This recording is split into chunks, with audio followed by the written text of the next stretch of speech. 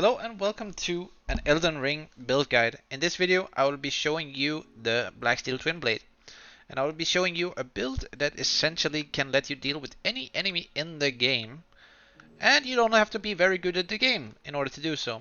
This build is a little bit unique. I've decided to push the rune level to 163. There is absolutely no reason for you to stay at 150. Especially coming into the DLC. Level 163, if you use the summon range calculator, you will be actually able to PvP up to level 199, so that means you're not going to surpass that level 200 threshold, and you'll still be able to duel and PvP with anyone around level 150. Now anyways, this build is essentially a PvP build, but it is just very good for also PvE. Now, let's take a look at the heavy Blacksteel Twinblade here. As you can see, I've heavy infused it, and I would definitely recommend you to slot this into a strength faith build. Now, if you look at the stats here, so we have 60 vigor. This is like mandatory for pretty much any build right now, especially if you do want to PvP. 51 poise, also essential. And then, as you can see, we have kind of like a little bit of a weird stat loadout. So for the build that we have here, we use quite a bit of buffs. We start off with Golden Vow, then we use Blackflame Protection, and then we use the Order's Blade, which can be used on this Blacksteel Twinblade. And it's pretty unique that it can do that actually, because as you can see, the Blacksteel Twinblade, it also has a split damage setup. It mainly scales off the physical stat, which is also why we are soft capping this around 54 strength. So when we are two-handing it, we will essentially get the equivalent as to having 81 strength. Now, we also have endurance at 25. This is also like a soft cap. You can wear a little bit different armor than what I'm doing right now here, but I'm showing you the min-max setup here for how you essentially can pump this to the roof. You could also go with the Fireknight helmet. But yeah, anyways, let's jump into a little bit of how this build essentially works. So this is a buff build, and I know some of you guys, you don't like buff builds, and that's completely alright. I'm just showing this to you so you have the option to do so. You by any means do not have to use Golden Vow, Blackflame Protection. The build in itself is very strong if you just want to cast Order's Blade and go blow up some enemies. As you can see right now, when we just two-handing this right now, we are going to have 873 attack damage or attack rating, and it's pretty good just by itself. Now you can use some consumables to buff this. You can also drink your flask, but yeah, let's jump a little bit into the sort of equipment that we use here for this build. So as I told earlier in this video, is that the Blacksteel Twinblade, it comes with a holy scaling also, and this scales purely of faith. Now this is very good, because if we are to use Order's Blade, which also scales with faith, then we can actually pump a lot of numbers into the holy damage. But we will mainly still be doing physical damage, and we will be doing around, once we have it fully stacked, we'll be doing around like 1000 AR on the physical side, and then about 600-ish on the holy side. But yeah, for equipment, I recommend you use the full Rakshasa set. I think that was pronounced pretty well. Rakshasa, yeah. And then we use also the Erdtree Seal. This is by far the best faith scaling seal in the game, and this matters when we use an incantation such as Order's Blade. But we also have a lot of defensive spells to our arsenal here. So right now, if we go and look into our damage mitigation here, you can see with the current talismans and setup we have equipped right now, we're sitting on 35% physical damage mitigation. Now, most of this comes actually from the Dragoncrest Great Shield Talisman. The set itself is actually like a big damage sponge, like you're just allowing yourself to take more damage. But for every piece of the set you equip, you're gonna do 2% extra damage, and this applies to both the faith and the holy damage and the physical damage. So that's why it's very good. But you don't have to be squishy when you're wearing this set. because you have all these great spells at your arsenal. So let's try and buff up with Golden Vow. And let's try and buff up with Blackflame Protection.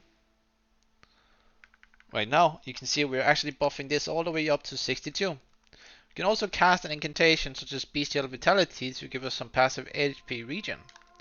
And this is why I have decided that you need to put 20 mind into this, so you can cast all your buffs, and this is very good for like boss situations. Most boss fights are gonna like last around the Bestial Vitality, so if you do take a hit, it's nice to have that passive regen. You can also build it like a little bit more defensive setup, equip some of the Royal Remains armor to stack this HP regen even further. Anyways, we also have our tiers, and I think we need to jump into those first just to see, so you can see which ones I've decided to use. So because we're using a Twinblade, I always like the Thorny crack tier.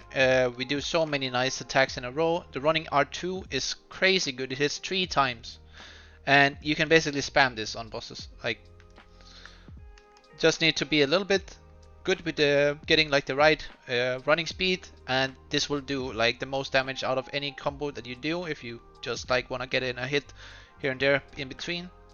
I like to use this with Bloodhound Step. You can use also Endure if you want to just face tank bosses. You can also put whatever weapon art that you want on the Blacksteel Twinblade, which is what is making it very, very good for PvP, because you have so many choices for how you can customize this build into your liking. Now, let's jump into the equipment side here.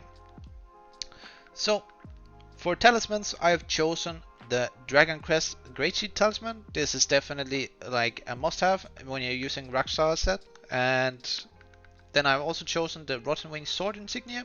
It's great with twin blades as well. And then we have the Crimson and Ember Medallion for that max HP increase, and this is just very good when we're stacking something like physical damage reduction. So it gives us essentially like more effective HP, and when you have high damage reduction, this is gonna be insane. You're gonna feel so much more tanky just having this medallion on. And then for the last, we have the Two-Handed Swords Talisman. I'm not gonna be showing you where you get any of this stuff, since there will be a lot of spoilers. I can just tell you that this is definitely a build you should look into trying out, because this weapon is truly amazing. It's essentially like a Godskin peeler on crack, and it scales off strength and it scales off faith. So you can use this in your best, in the actually like the best setup for the game. But yeah, let's try and also see like when we use our Flask of Wondrous Physic, and I'm gonna do a little bit of a test run here at the prayer room, just so you can get a feeling of like how strong is this build actually when we are like fully buffed. So let's try and do the buff routine here. Oh, I used 2 golden vows. Let's just sit at the grace real quick, get the FP back. I actually don't need to cast golden vow now, because that actually stays on you even if you sit at the grace. And let's just do Bestial Vitality just for fun. Like obviously this is like not needed for this area here. And now we two-hand this, and let's try and hit up some of these mobs here. So you can see we're getting like quite a bit of an AR, like two-shotting these guys here, and we're barely taking any damage from anything here. This is like a high level area as well. Like that's something you have to consider as well. So you can definitely bring this into the DLC, and you can make a lot of mistakes if you're not like the best player in the world. I am definitely not the best player in the world.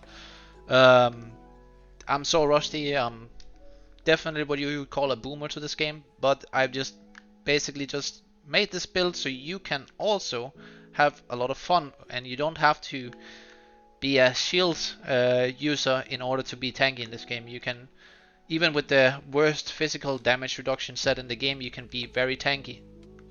So you can see we are one-shotting like every mob here in this area, like just from the running R2.